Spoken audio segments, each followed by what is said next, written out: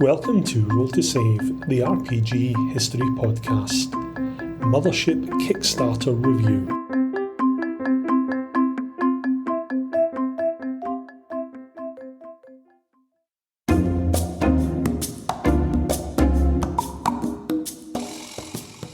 Previously on Roll to Save, recorded in January 2022.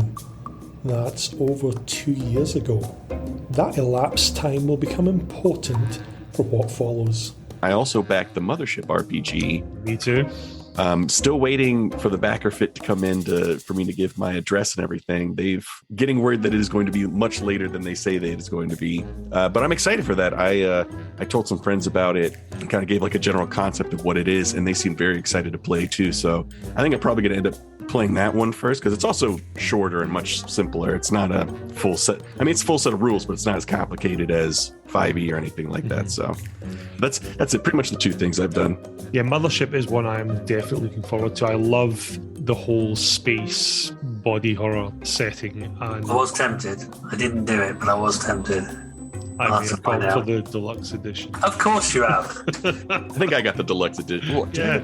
I at least got the box set. I was very excited about that. But it's, it has that whole alien vibe, like the original Alien. It seemed more a bit sort of Dead Space to me. Yeah, it is. Yeah, Dead Space and stuff like that. It's that kind of setting, and it looks fantastic. I'm excited to play it as well. I think it's one of these settings that sets itself up nicely for one shots. Yeah, exactly. I don't think you're not supposed to live. You're not doing a campaign in that. No. You like games like that, yeah? You seem to have a little bit of a penchant for that kind of game. I think it's because Paranoia. I'm a lazy GM. That's why. It's like I'm not writing a campaign. I'll write a one-off, and you guys can have fun in that little box until they get bored and have you killed.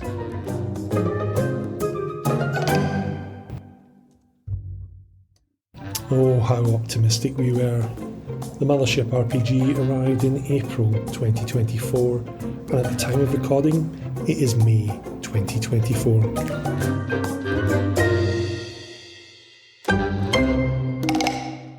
Hello and welcome to a special episode of A Roll to Save. I have with me friend of the podcast, Ryan Mossbadger. How are you, Ryan?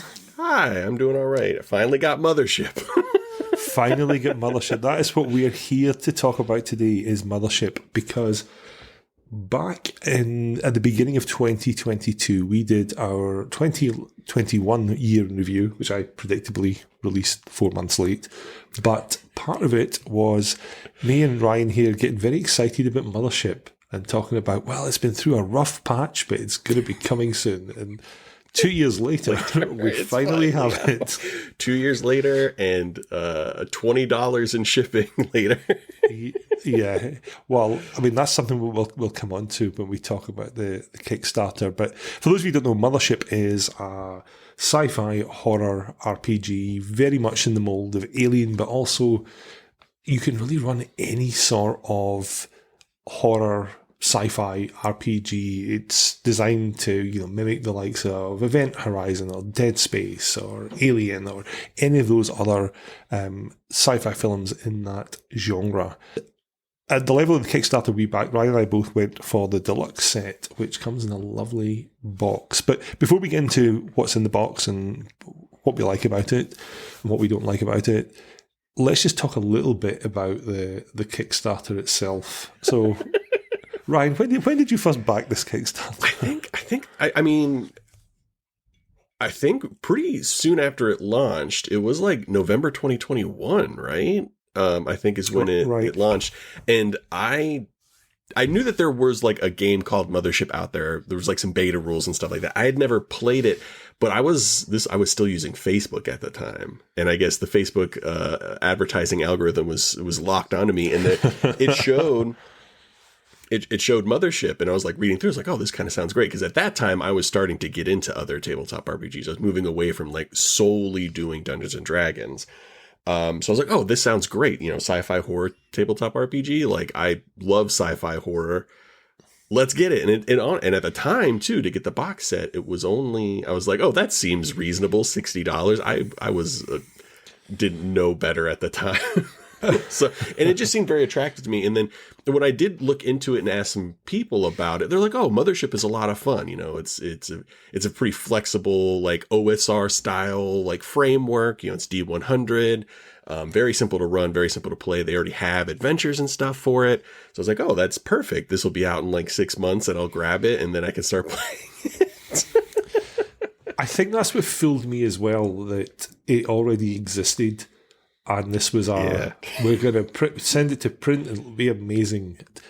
It's always a red flag to me when a Kickstarter doesn't have the material produced, but this seemed to have it all there. As you said, there's adventures for it, there's a whole community around it. Then there were delays, and I get that the guy running it, he was pretty good with his communication, but he was saying, we've had a lot of sickness in the family and various things have happened. And yeah, you've got to show a bit of compassion to that.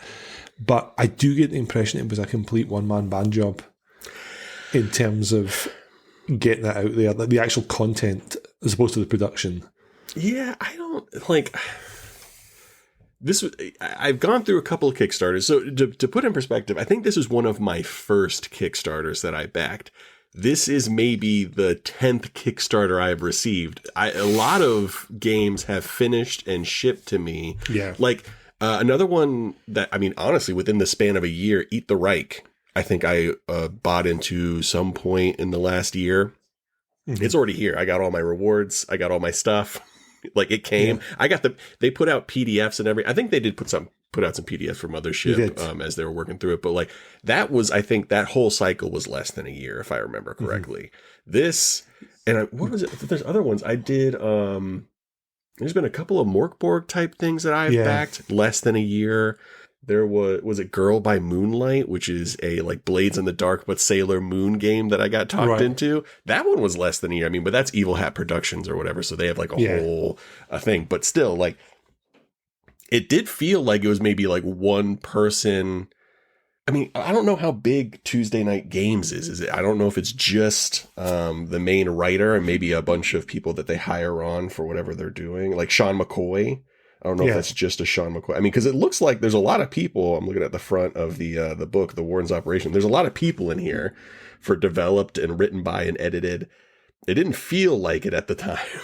No, there's a lot of people working on it. I don't know if poor Sean was the only one who kept rolling out to the angry being Kickstarter mob to say, communicate what was going on. But you're right about other Kickstarters, and I know it's not always fair to compare them even, but we were talking about this in a previous podcast. There's a company I always recommend. They're called the Merry Mushmen, and they make a supplement called Knock, which is like a little bric-a-brac of stuff for fantasy gaming. How about their most recent one? That one was like a couple of months. It was like 4 weeks to get there. Those guys just turn it around, and it's I mean, I've got the book here next to me. It's a thick old book, but they produced it in no time. I don't know why I'm holding a book up to a camera for people to listen to in a podcast. That makes no sense. But yeah, it's a thick book. It's filled with art. It's got a lot of like user-based submissions and stuff. It's a lot of just like really fun ideas. And I think the difference is that I've seen some people, because I know a few people that have run Kickstarters. There's people that make the Kickstarter at the beginning of the project and people that make the Kickstarter at the end of the project. Uh-huh. And I think this may have been somewhere either in the beginning or in the middle. And you brought up earlier shipping. So shipping is, we talked about this on our Call of Cthulhu roundtable, but shipping is the bane of any Kickstarter. People don't think about it. And when I was looking into the sort of the reading for this, and I looked in the comments, the shipping in other parts of the was insane. There's a guy in Greece who was just kicking off because it was something like $190 to ship it, and he pledged, I think, $40. Yeah. I saw that. I was reading the comments because I was like, wow, $20 is kind of expensive. I don't remember that being the estimated shipping at the time. I think, honestly, from what I remember, it was like somewhere in the $10 range, but other people were saying, oh, this is spot on. But I was reading through the comments, and a lot of people in Europe were getting raked over the coals. There was a person 100%. It was in awful. London that said, how is my shipping $150? Like, it's a book. Like, are you guys sure that you are inputting this correctly with your like shipping coordinator? Because it's just books. It's not like something weird that has to be taxed heavily and shipped specifically. A lot of people were, I think, too, was the tax. Like, it was getting taxed. Whatever information they were giving to the people that handle all the logistics, I think was incorrect, because they were able to fix it for the most part. I think for a lot of people, they were to bring it down substantially, but it's still an extra cost. I'm never that bothered about when they estimate a high shipping cost at the beginning, because to me that always suggests, oh, they've done their homework. Yeah. And, in fairness, this is a fairly hefty box. And again, when we were doing the Call of Cthulhu History podcast, because there was a whole debacle around Call of Cthulhu 7th edition and shipping, like they were literally charging $5 to ship a Call of Cthulhu rulebook, and you're like, that thing weighs £3. There's no way it's $5 to ship. In America, it can be, because there is a special postage rate for media mail, which is books. And that's why, like, because I used to sell books online, and it was a lifesaver. It'd be $12 if you were shipping a normal, but it starts out, like, if it's £1, I don't know if it's with the current rate, but when I was doing, it's $1.79 for £1, and it's like 50 cents extra per pound after that. So you could fill a box full of books. It could weigh like 100 pounds, and only shipping would be like $25. Yeah, but the instant you start putting other things in, like dice, yeah, it doesn't become books anymore. Yeah, hey, dice, you see what you did there. So we have the box in front of us, and it's a lovely, hefty box. I forgot to measure it. It's a small format box. Oh, wait, did you get Yes. I got the little one. Maybe we got different ones. You got the full format one. Big, shiny one, yeah. I thought I got the nicer one, but maybe I guess I didn't. It's my equivalent of the faux leatherette box, so. Oh, yeah. You're a big fan of the leatherette, yeah. Honestly, stick faux leatherette in anything, I'm buying it. You get like some very questionable books. I'm like, yeah, but it's a faux leatherette version of Mein Kampf. I'm sure it's fine. Knowing that yours is larger format, I do have a question. How big is your little Game Master Storyteller screen? It's still fairly small. So in the box, there's a bunch of fluff leaflets, and here's how you get the app and some conversion rules. In terms of the screen itself, it's that size. Oh, that's way bigger. That's way bigger. Let me show you the one that came with mine. It is ridiculously small. For the tape, we're comparing the size of the GM screens here. Ryan's one, it looks about the size of like a novel. It's like it's the size of a book you would bring to the beach, like a softback book. It is not very big. It's maybe like 4 or 5 inches by like 6 inches. I mean, it's a trifold, so it folds out. It's not big enough. Like if you were worried about people peeping your notes, or you wanted to do like a secret roll, it's not tall enough to hide anything you've got. If you're playing with people that are sitting at a table. Now, if their head were level with the table, as much privacy as you'd ever want. If you were playing Mothership with children, you'd be fine. Without any booster seats. The GM screen's pretty nice. It comes in landscape format, which is God's chosen format for GM screens, which is good, and it has basically all the stuff you need to run the game on the back, which is really all you ask for. It's not particularly pretty. It's got a bunch of vaguely sci-fi looking art. I do, yeah. I think I like the art on mine because it's more of like a Morkborgish kind of like almost Nor like quality that I really should have bumped up my stuff. This actually amused me. It gives there's 2 patches that come with it. Oh, I only got a single patch. The Sawyer jacket, but the most amusing thing is it says launch crew, and it's got the date of 2021 on it. Yeah, so that's kind of funny.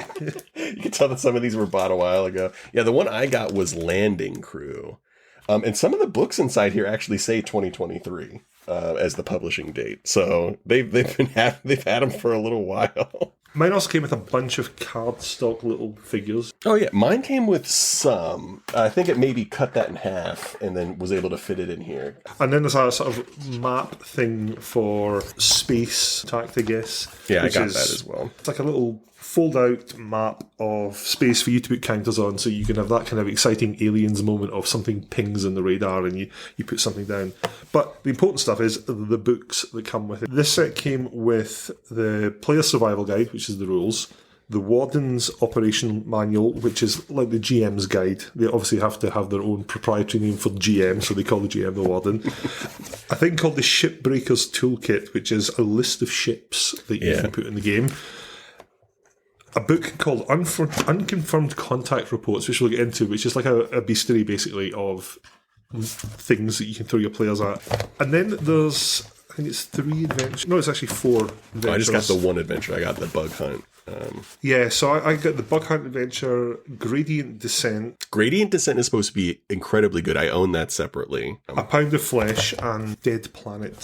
And all of those were available as PDFs when they were launching the game and trying to pacify the howling masses. But let's start with the player survival guide. There's been loads of criticism online. I've seen people say about the artwork. So the art in this book is it's all black and white, line drawings. Yeah. And some of them actually look like doodles.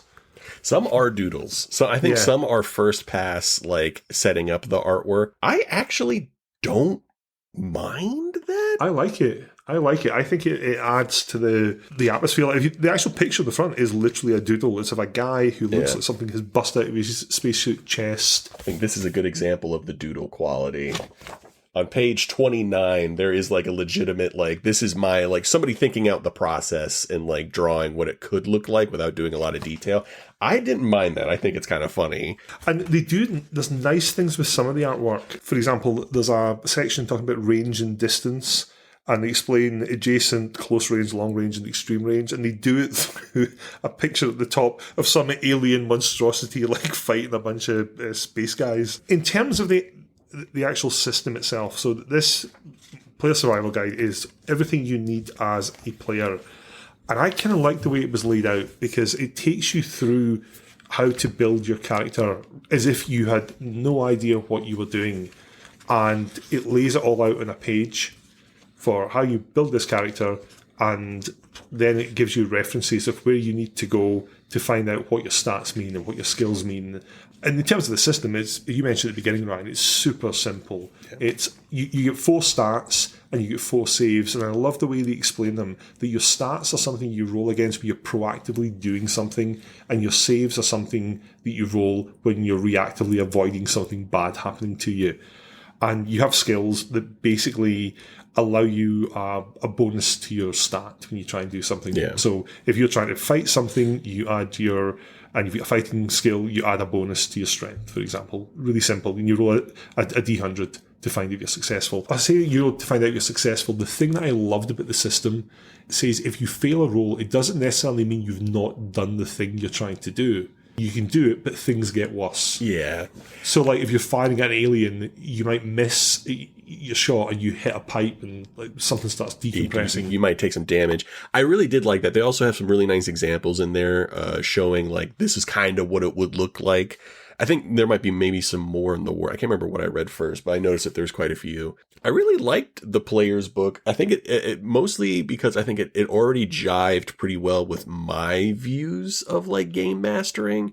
It made a lot of sense. It was pretty cogent. There were a few times where I had to like go back and forth and be like, what are you talking about here? I do think it waits a little too long considering that it talks about like armor on like the first couple of pages. It doesn't explain armor until the last few pages, but it does actually in a lot of places point like, hey, if you want to know more about this, check this here's the page number. So I appreciated that. I thought it was pretty well laid out. I think it had really good information in there. And the one thing I really like about both the Warden and the player's books is it's set up like you've never played a tabletop RPG before. But it doesn't, like some books, they'll have whole sections about like what a tabletop RPG is. I think this is a pretty good middle point to that. Like you're not really wasting any time because they're also like defining what this tabletop RPG is in its own context. So I really like that. I think it's set up for newbies really well. It also is really good for, somebody that's already played a bunch of tabletop RPGs, like explaining what it's about versus other tabletop RPGs, which I think is good. I always cringe a little bit whenever you buy a new RPG and you've got the what is a role-playing game section and you get some pontificating purple prose, but this is like improvisational theatre, and then they give you an example of play, and you read the example of play and you're like, nobody sounds like that when they play. The examples of play in this are brilliant. Yeah, they are. They're spot on. They sound just like a game session. And literally there's one bit where there's one guy arguing with the GM about whether he should be able to do something. Yeah, the hiding section, because they talk about, and also the thing I think they maybe talk about it more in the Warden's things, but it's like this is like a very flexible framework. Feel free to add or delete at will. So it's like there is no like hiding skill. that's really up for like at the table. And they have like a genuine discussion. It's like, well, I feel like I have a military training. The whole idea behind my character is that they're going to like special forces, sneaky character. Like I should be able to do this. And they go back and forth. And like the player is still like, I don't know if I like that. I don't know if I like that. And the warden is like, well, what if we do this? And then another player chimes in. I think that's very accurate to like a first time playthrough of the game. And I think is a good to have it in there because in some games, and I don't want to name names, but they give you this idea that the warden or the game master, dungeon master, whatever, is supposed to be God and their word is final and that it's not like it's just not like a conversation. I think this is a great way to show that it is a conversation, especially when you have a rule framework that is very skeletal, like on purpose. It's not, the more specific you get, the bigger the book it gets and the more things you have to remember. If you keep things general and just add things as you need them, it's way easier for everybody involved. There's also a very nice touch to it where it talks about when you should roll dice. Yes, I love that section. You only need to roll dice when something's at stake. If you're doing your day-to-day job, like you're playing a scientist character and you're doing science stuff, you don't have to roll for the science stuff. Yeah. And it specifically says your stats are there to show how you perform under duress, not how you do your day-to-day, which is great because sometimes you play games and you roll for everything. And it's like, I'm this top scientist guy. I'm a Nobel laureate in astrophysics. I've got it 80%. I'm doing an astrophysics thing, and you get 81. Oh, you fail. Yeah. I'm Einstein. Why would I fail? Exactly. I like that section. I can't remember if the rolling is in the warden's book or not. I like the way that it really went through and explained, like, here's the reasoning why you would need to roll. Here's when you don't need to roll. And I really like the idea that it's like, you only really need to roll when something is not right. Like if their plan isn't very good, if they don't have enough time to like be careful, or they don't have the materials, like they don't have the tools necessary, that's when you start rolling. And it makes a lot of sense because every time you fail a roll, you take stress. And max, you can only take 20 stress before you basically break. And you're going to have a really bad time afterwards. So it makes a lot of sense. I really like that. There are some great things in here that I think are awesome tips regardless of game. I think there's a really good section on here about safety tools. It's just like a page. It's basically, the writer basically says, this is me, the writer, talking to you, the warden, specifically in this moment. And it's like, I understand there might be some things, but like, imagine you're at a party and like people are, and it really kind of breaks it down into like common sense kind of like terms, like in the same way that like, oh, you may occasionally overstep. That's fine. Just make sure that everybody talks about it. And then you work towards not doing that again. Like I thought it was maybe one of the best worded like safety tool sections I've ever seen in a book. No, you're absolutely right with that. It felt very natural and not heavy-handed. Like you get some safety tool sections in RPG rulebooks, and it's just like, you're a bad person at your core, and you need to acknowledge it. Like, all right, okay. Whereas this, it was like, yeah, it's common sense advice. I love the example of, if you're under my roof and I invite you to a party, you can expect X, Y, and Z. And if that doesn't happen, then we'll talk about it and not try and ruin it next time. It should be the same at your table. And I thought that was nice. I also love that the book is set up and it assumes that you're a brand new player and basically says, here's how you roll up a character really quickly because you're probably going to have to do this mid-game. You're probably going to do it quite often.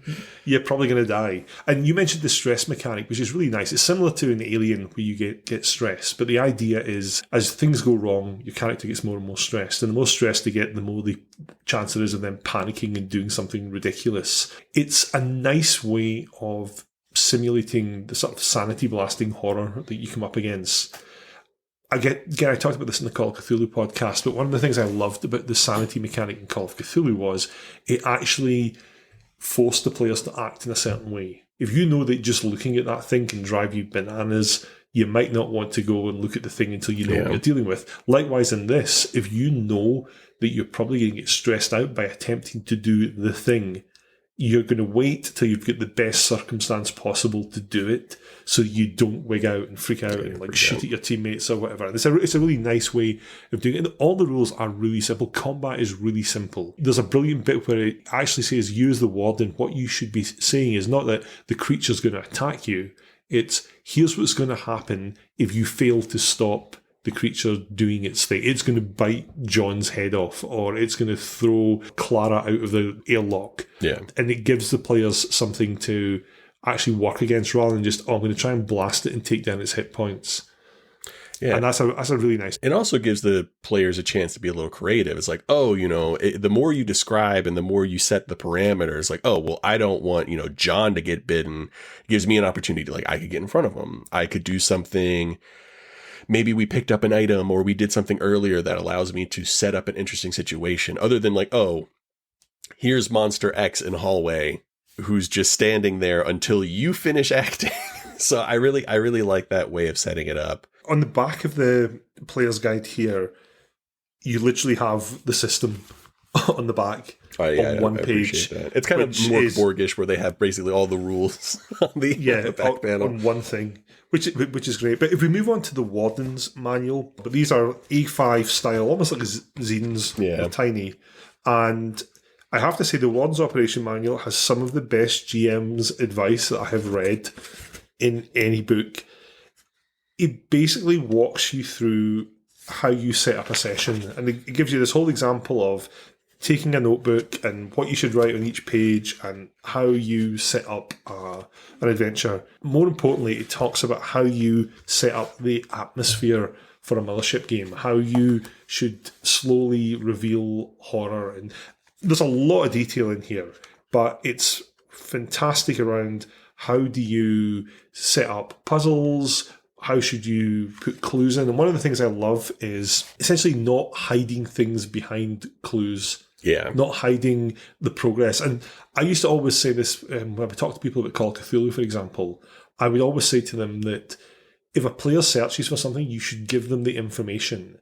Make them roll to get additional insight that can help them later on. But it's not one of these things of, if you don't find that clue, you can't do anything, because then the game just grinds to a halt. And this gives some wonderful advice along that.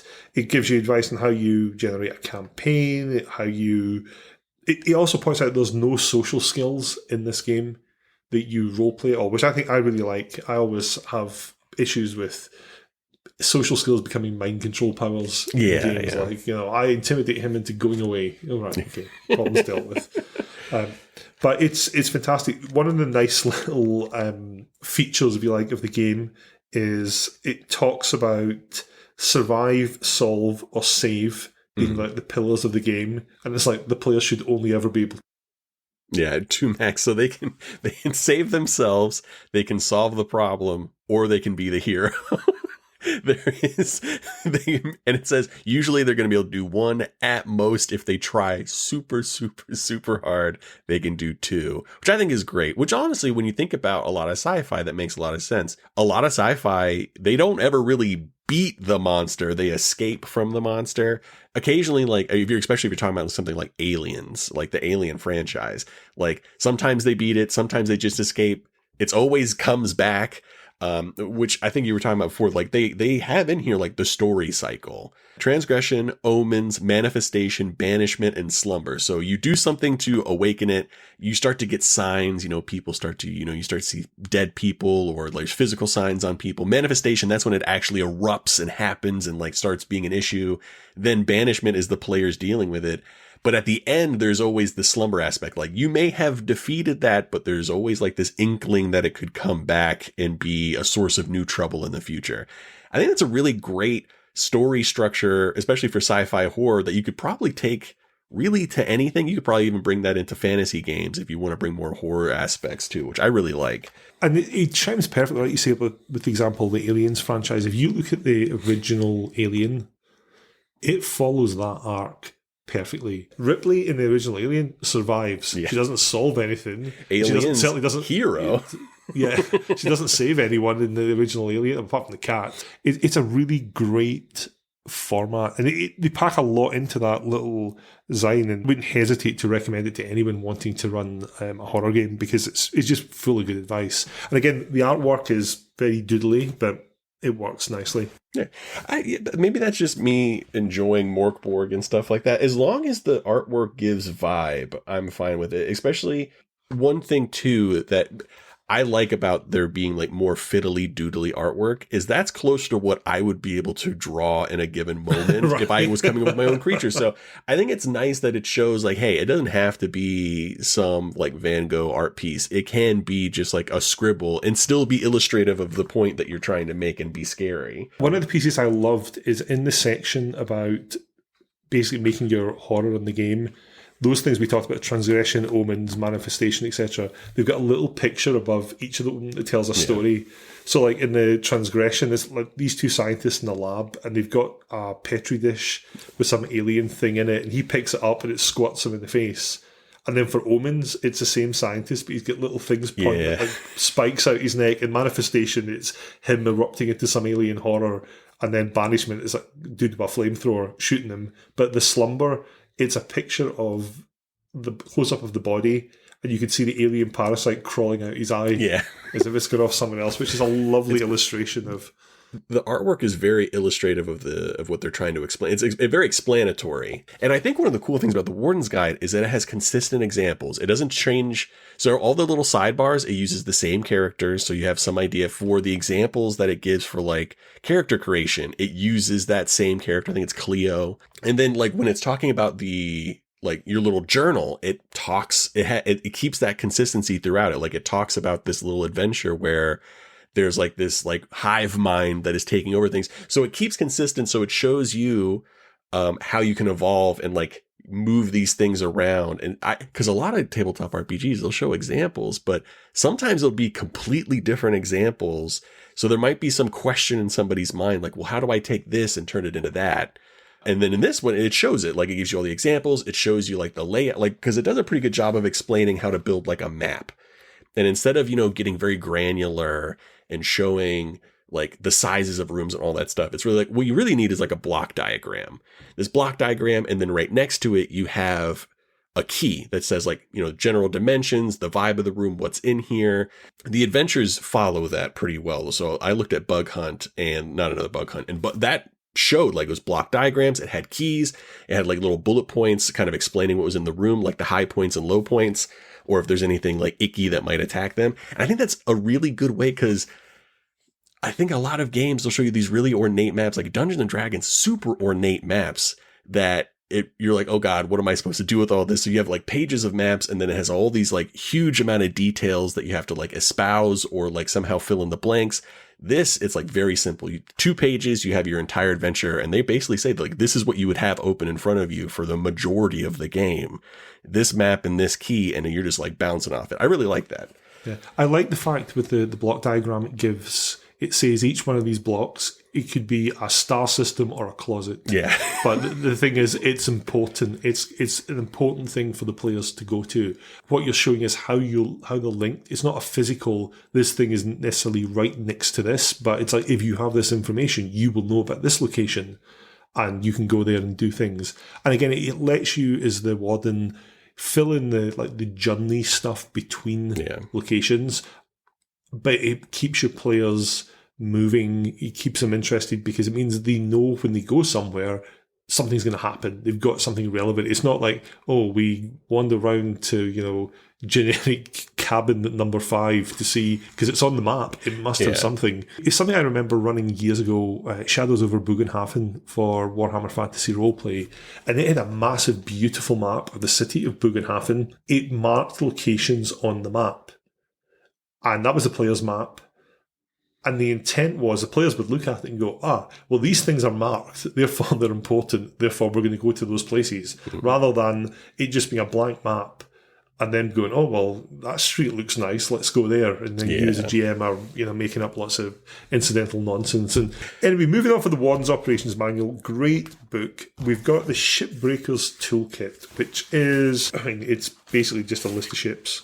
It is a list of ships. I think could be extremely useful given your campaign, or you would never look at this at all. If you were a purely terrestrial thing, or even if you're in space station, like this gives a lot of like pre-done ones. So I guess if you were to do an adventure on one of these, it would give you a bit of a player map that you could use. But a lot of them are so small. Like the map is like pretty bare minimum. I do think that there's supposed to be maybe, I guess, like ship-to-ship combat as an option in this, but I don't think I would do that too often because, I don't know, I just don't see ship-to-ship combat being survival horror-y, I guess. Yeah, well, it specifically says in I think it's the Warden's Operations Manual, if you get to the point where it's ship-to-ship combat, everyone is losing because the weapons are so deadly, you just need to damage a ship and suddenly people can't breathe. Yeah. And it said, so the actual horror should come from the negotiations and the hailing and trying to get the other people not to fire on them. And in fact, it does say that about combat as a whole. It says once you're in a fight, you've kind of chosen the worst option because everyone loses. Yeah, it says that in the book. Like, nobody ever really wins the fight, especially when you look at monster stats. You know, a Marine might have at max, like, I don't know, 60-70% chance of success. A lot of the monsters and oogie boogie weirdy things in here, like, their combat is like starts at 70. I didn't see anything below a 70 with thumbing through. Most of them are up to like 90 to 100. Every time they attack, they hit unless it's like a very small, there's like always a very, like, I think there is, a 99 through 00, I think is always, it's like a crit, it's an always failure. So I don't think there's anything in here. Actually, I think the good can hit on anything. I think good might be God. Let's talk about the other one. But yeah, I think this is cool. I think it's a good, because of the time frame that it gives. I don't know how much you read into like the downtime activities. This stuff's supposed to take place over like years. Like, a campaign is like, there is an option to go and join the Space Marine or like the Colonial Marines. That's a 6-year contract. You don't get to play your character for 6 in-game years, but then they come back and they have military training and some other stuff. They also just might die. They might die. Yeah, they just might die.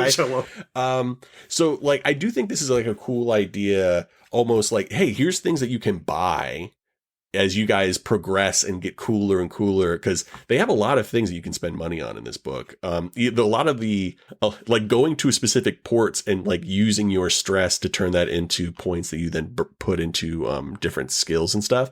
Like, a lot of those ports, they're measured in the kilocredits, so 1,000 credits. So you need a lot of money to spend. And I think at a certain point, especially if you do more role play, instead of like, if you break free from your corporation and like start selling secrets and doing things like that, you could probably make a lot of money. So this is like a cool thing. Be like, hey, well, if you guys get up there enough, you could afford, you know, this Gasfac Grendel Corvette.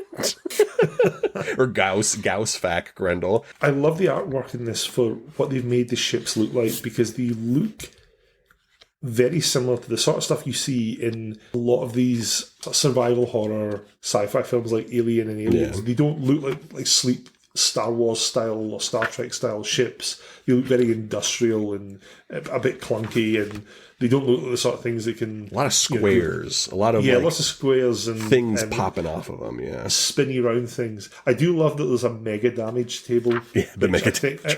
Which reminds me of like Rifts. But yeah, that's the Shipbreaker's Guide, which is, you know, it's fine for what you do. However, I think this is probably both you and I's favourite book, The Unconfirmed Contact Report. There's a lot of great art in this book. I do have one critique, and that's if there's a lot of art, there's a lot of space on here.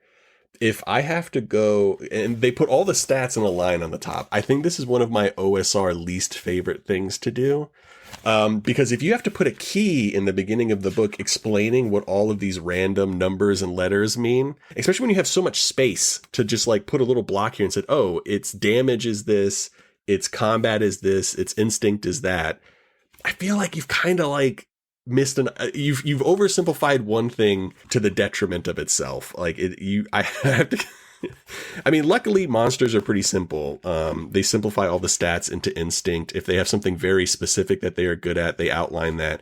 But again, if I have to go and flip to the front, another thing, a strike against all of the books involved. They don't have an index, which I understand these are paperback zines, no index, and they have no table of contents. I think they would be better for them. The best thing about this book, though, is it's not written like a traditional monster manual in terms of, here is this thing, this is where it comes from, this is what we can do. It's written as reports from survivors who have encountered this thing. And a lot of these things are genuinely horrific. Like there's a creature called throat leeches, which is that's fairly grim in itself. You get other things like just really sinister things. There's one called Cabin 102B, and it's just a mysterious room that appears on liners, and the staff are like, "This room isn't part of our ship." Yeah, it's part of the ship. People who go in the room start going mad. One of the most sinister ones is called Family Meal Number 5, and it's a bit like The Ring. It's a tape that shows footage of a human being strapped down the table, and then like 5 pigs appear and start devouring him over the course of a few hours, and then people who watch it start becoming cannibals. Oh no. Which it's just, a lot of really, really dark stuff. The cool thing about the unconfirmed reports is that it would be very easy to fill this full of just like alien abominations that have like a lot of tentacles. There's a lot of like esoteric nonsense in here. I think I mentioned before, there is the good, which basically its power is that it makes people like they can't lie, they can't hurt others. It's like power is technically infinite. I don't think you can kill the good. Like it gives infinity symbols for its stats. So this idea that they're like corporations might view this as a bad thing and maybe send you to like, you can't kill it. Maybe you could send it somewhere. It's like you mentioned before there. It's like all like little reports, but it's all like reports, hearsay. The images, a lot of them, it'll say, oh, this is like graffiti found on a bathroom stall in like a space station that was massacred. Or this is like for the demon in here. It's like, oh, this is an acrylic painting made by a prisoner that survived something. I thought that was really cool. It also, I think I might like this most because it is also, again, very Morkborg in quality, where like the artwork is very evocative, but not necessarily like the most pristine like strokes and things like that. It definitely has like a bit of like a do-it-yourself vibe, which I really enjoy. Like there's weird stuff like the headjackers, and that artwork is super messed up. It's just like something like diving into the back of this person's head. And it says, give me a better brain, art therapy exercise, patient 17717, parentheses, deceased. Like stuff is messed up in here. One of the things I liked is, because as you said, it's not just it's an alien gribbly that comes at you with teeth and fangs. Now they have some like that. There's one creature in there that is essentially the creature from The Thing. Mm-hmm. The way you read it and how it takes on the form of things down to the DNA level, but it will like violently explode into something else. And so that's your sort of bog standard alien that you can stand and shoot at and fight. But they've got other things like there's a sentient computer virus. There's a sentient TV show. It's called the Brown Stream too, or something that slowly corrupts you. One of the monsters, quote unquote, that I loved was C-level executives. Oh yeah, they're very easy to kill. The Hatchet Man. I don't know if you saw the Hatchet Man, but it's like I when I first read it, I was like, oh, it's just talking about like a corporate headhunter. But no, it's like some weird like configured organism created by the corporations to like basically give certain people quote unquote pink slips, which I thought was very clever and very fun. I do think the one cool thing about Mothership is they're very creative. I think that it comes from the unconfirmed reports, super creative in like what a monster can be and how it can affect you. That's what I liked about it. I thought that it was not just it's an original take, but it's an original take on horror. You can see the horror tropes are in there, and they just twist it a little bit to give something, but it isn't just the monster rushing through the airlock at you. It's something that you're like, well, we can't actually fight this, so how do we get rid of it? Yeah, exactly. And that makes them, again, when it goes back to their pillars of save, solve, and survive, you can build that actually around the creature and then spin off the adventure off the back of that, which I think is great. I think the example it gives in the Warden's Operation Manual, like the horror, is that this massive alien head that is being worshipped by people in this facility. Yeah. There's like brainwashing children or something horrible like that.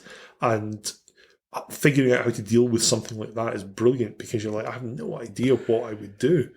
So it talks about that a bit, because when it shows like the notebook, it explains that. And it basically says that it gives some idea, because they have an idea of like how they would solve this. It basically says that alien thing is functionally immortal, because it's like some psychic thing that's intertwined with everybody. It has some psychic shielding, and that the only real way to escape would probably, the easiest way to escape would be to give people to it. So I thought that was a very interesting take, outlining like the easy path and letting your players figure out the hard actual path that they're going to want to take. I think that's clever because you could very easily find yourself. I mean, they're already set up as a cult in the way that it's set up. They allow new people to come in. If you were just to be like, oh, we're going to send you like 20, 30, 40 people or give you half of us and then we'll send more, like that would be a way to negotiate with a monster that like functionally is immortal, but also wants things. And just looking at these adventures here, so again, they're in a little design format, but they're fairly substantial. I mean, they're a little beefy, each of them is like you have 50 plus pages. They're, you know, as you would say, very Merkborgy in terms of how they're laid out, the artwork, the format, and I really like that. It makes it very easy on the eye, and it's also laid out in a way that it's easy to use as a warden because all the information you need is on a single page. Yeah. You don't have to go flicking back and forth. Again, though, it's still no indexes, which is slightly annoying. Love an index. Love a table of contents. An index. Yeah, always handy. I have it at the beginning or the end, but just don't not have it at all. But yeah, that is Mothership, and I have to say, I'm, despite the long wait, very happy with what I received. Very happy with it. I like it. I will say one thing. The small box set was $59. Shipping is $21. I don't even know if taxes are included in that. We're up to around $80. I think there is some good stuff in here. It comes with the little encounter tracker thing. It comes with the little cutouts. Comes with the little stands so you can you don't have to make 3D printed stuff. Comes with a little very teeny tiny cutesy warden screen. Comes with some bonuses. $80. Not terrible. Dragonbane box set, which you can get retail $30 depending on the day, comes with dice. It comes with the same kind of like cutout things here, but they're in color and fully like illustrated. Come with the little stands. It comes with a source book. It comes with it comes with like 7 or 8 adventures. It as a box set is completely full. There's not much more you could fit inside there, including maps and everything, for less than half the price, including shipping. The one thing I have grown to dislike about Kickstarter is I was like, oh, I'll buy that. I end up buying it basically full retail price. I pay for shipping. And then I would not be surprised to see this on Tuesday Night Games website for ticket price, but with shipping being $5, which is the thing. I mean, I haven't checked, but I would not be surprised if that's the case. It does feel like, especially, it's one thing if you get the early adopter advantage, but we've waited so long for this. It doesn't feel like we're early adopters anymore.